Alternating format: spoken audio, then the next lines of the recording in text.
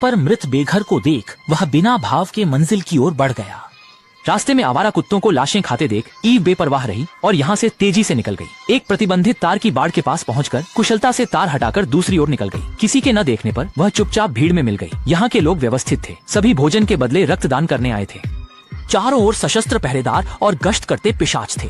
तभी छत पर मौजूद पिशाच संतरी चिल्लाया और सड़क के पिशाच तुरंत ईव की ओर दौड़ पड़े। पीछे हटने का रास्ता न देख वह राहगीरों संग दीवार से सट गया, पर हाथ पिस्तौल पर कस चुका था। तभी बगल का आदमी अचानक भागा। पीछे के पिशाच ने झपट्टा मारकर उसे गिराया और उसका खून चूस लिया। यह स्पष्ट रूप से ईव के लिए नहीं था। ईव ने गड़बड़ी का फायदा उठाकर दाहिनी गली में भाग गई। एक मोड़ पर उसे एक पानी का टैंकर मिला। उसे लगा वे पानी ले जा रहे थे, पर पास जाकर देखा तो पाइप के मुहाने पर खून के धब्बे थे। दरअसल न्यूयॉर्क में परमाणु विस्फोट के बाद पूरे अमेरिका की धूप और यूवी किरणें रेडियोधर्मी धूल से ढक गयी, जिससे पिशाच दिन में भी आजादी से घूम सकते थे। इस स्थिति में पिशाचों ने आसानी से इंसानों को नियंत्रित कर लिया और यहाँ तक कि एक सहयोगी संगठन भी बनाया। ये संगठन इंसान और पिशाच के बीच सहयोग का प्रचार करता था कि रोज खून देने पर बेहतर इलाज और भोजन जैसी जरूरी चीजें मिलेंगी। लेकिन असल में लोग पूरी तरह पिशाचों के डर में जी रहे थे और जरा सी चूक उन्हें पिशाचों का निवाला बना सकती थी। जहाँ उत्पीड़न होता है वहाँ प्रतिरोध भी होता है। ब्लैक मार्केट के लोग पिशाचों के शासन से असंतुष्ट थे। वे जीवन की आवश्यक वस्तुएं यहीं से प्राप्त करते थे। ईव अपना सारा भोजन यहीं से बदलती थी। एक दिन ईव को ब्लैक मार्केट से एक काम मिला। एक महिला का इलाज करना था। इनाम में एक बोतल विस्की थी। लेकिन ईव को यह मिले अभी ज्यादा देर नहीं हुई थी। उसने इसका आनंद लेना शुरू भी नहीं किया था कि पिशाचों का एक बड़ा समूह ब्लैक मार्केट पहुंच गया। लोगों ने हथियार उठाकर जोरदार विरोध किया, पर वे आउटनंबर्ड थे। आखिरकार सभी को कैदी गाड़ी में डाल दिया गया। रास्ते में घात लगाकर हमला हुआ, गाड़ी में धमाका हुआ और वह सड़क किनारे पलट गई। ईव को छोड़कर गाड़ी में सब मारे गए। उसने पास ही एक घायल आदमी को बचाया और तभी उसे पता चला कि धमाका उसी ने और उसकी बहन एली ने प्लान किया था। आइली के कहने पर ईव भाई की देखभाल को रुकी। बदले में उसे कुछ खाने का सामान मिला। उसे पता चला कि एली का समूह पिशाचों से लड़ने वाला एक प्रतिरोध संगठन है। तभी संगठन का एक व्यक्ति लौटा, बताया कि उस पर और उसके साथी पर हमला हुआ। साथी का खून चूस लिया गया, वह बच निकला। पास खड़ी ईव ने चेतावनी दी कि साथी के पूरी तरह संक्रमित होते ही पिशाच उसकी सारी यादें हासिल कर लेंगे। उन्हें तुरंत पीछे हटना होगा, पिशाच शायद यहीं आ रहे हैं। जैसे ही सब सामान समेटकर निकल रहे थे, वैम्पायर सेना ने शिविर पर हमला कर दिया। ईव ने तुरंत बम फोड़कर संगठन के लोगों को सुरक्षित बाहर निकाला। रात में एली ईव के पास आई और उसे संगठन में शामिल होकर लड़ने को कहा, लेकिन ईव ने कहा कि उनकी कार उड़ाने की तरकीब बहुत घटिया है। खून ले जाने वाली गाड़ियों में सीधे झर क्यों नहीं मिलाते? इससे हजारों वैम्पायर को चुपचाप मारा जा सकता है। तो ईव अनजाने में झर देने की कार्रवाई की कमांडर बन गई और उसकी योजना एबेल और रूटा को बचाने की एक महत्वपूर्ण कड़ी बनेगी। दरअसल 3 महीने पहले जब रूटा और एबेल घर लौट रहे थे तो उन्होंने पाया कि उनके निवास स्थान पर पिशाचों ने हमला किया था और कई लोगों को गाड़ियों में पकड़ लिया गया था। एबेल ने उससे फॉलिंग लाइट बाहर लाने का अनुरोध किया, क्योंकि आखिर उसी में दुनिया को बचाने का तरीका था।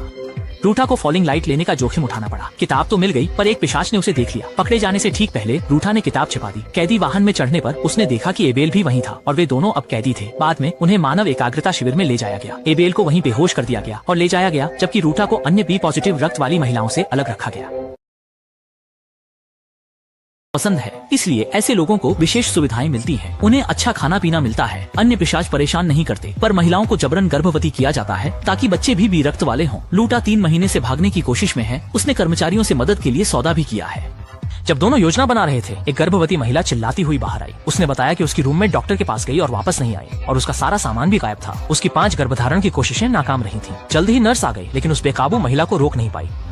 रूठा ने बिगड़ती स्थिति देख तुरंत महिला को शांत किया। तभी प्रशासक सांची आया और देखा कि उसके अधीनस्थ जिस महिला को शांत नहीं कर पा रहे थे, वह रूठा के कुछ ही शब्दों से शांत हो गई। उसे रूठा की क्षमता पसंद आई और वह उसे अपने अधीन लेना चाहता था, लेकिन रूठा ने उसके साथ काम करने से साफ इनकार कर दिया। फिर उसने सांची से कहा कि वह उसके लिए काम करने को तैयार है ताकि यहाँ से भागने का मौका मिल सके। दूसरे दिन रूठा को गर्भवती महिला को शांत करने का काम मिला। महिला ने बच्चे को जन्म दिया, पर डॉक्टर ने उसे देखने नहीं दिया और सीधे ले गए। इससे रूठा बहुत गुस्सा हुई। उसने डिलीवरी रूम में हंगामा किया, सांची को अगवा कर लिया और बच्चे के पीछे भागी, पर गलती से बगल की फैक्ट्री में पहुंच गई।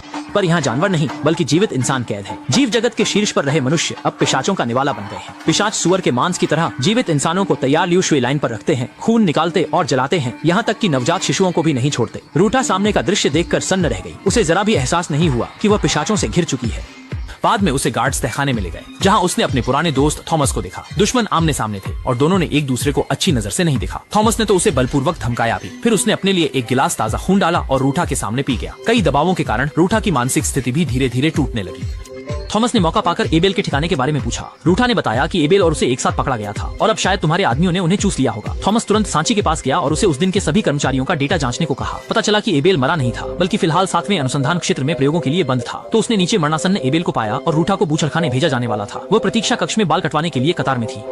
संकट में रूठा ने सबको सच बताया, जिससे वहाँ दंगा भड़क गया। लोग गार्डों से भिड़ गए। वह मौका पाकर भाग निकली और 7वें सेक्टर की ओर बढ़ी, पर रास्ते में थॉमस मिल गया। रूठा ने उसे अपने हाथ से बने पेट्रोल बम से जला दिया।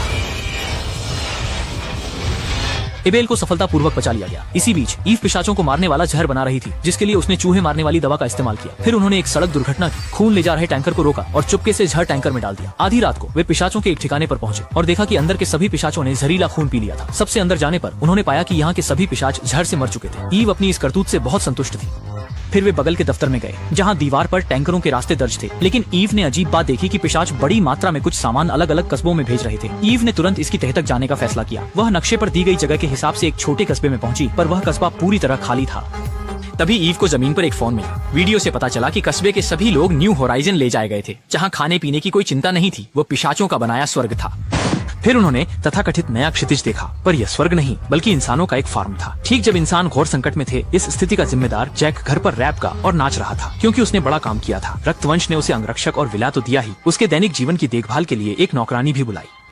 जैक उम्र में छोटा पर समझदार था। उसे तुरंत नौकरानी भाग गई। वह उसे घुमाता, विशेष अधिकारों से न्यूयॉर्क घूमता और उसके सामने पिशाचों को डांट कर अपनी धाक जमाता। पर उसे नहीं पता था कि नौकरानी के सामने उसका यह चाटुकार व्यवहार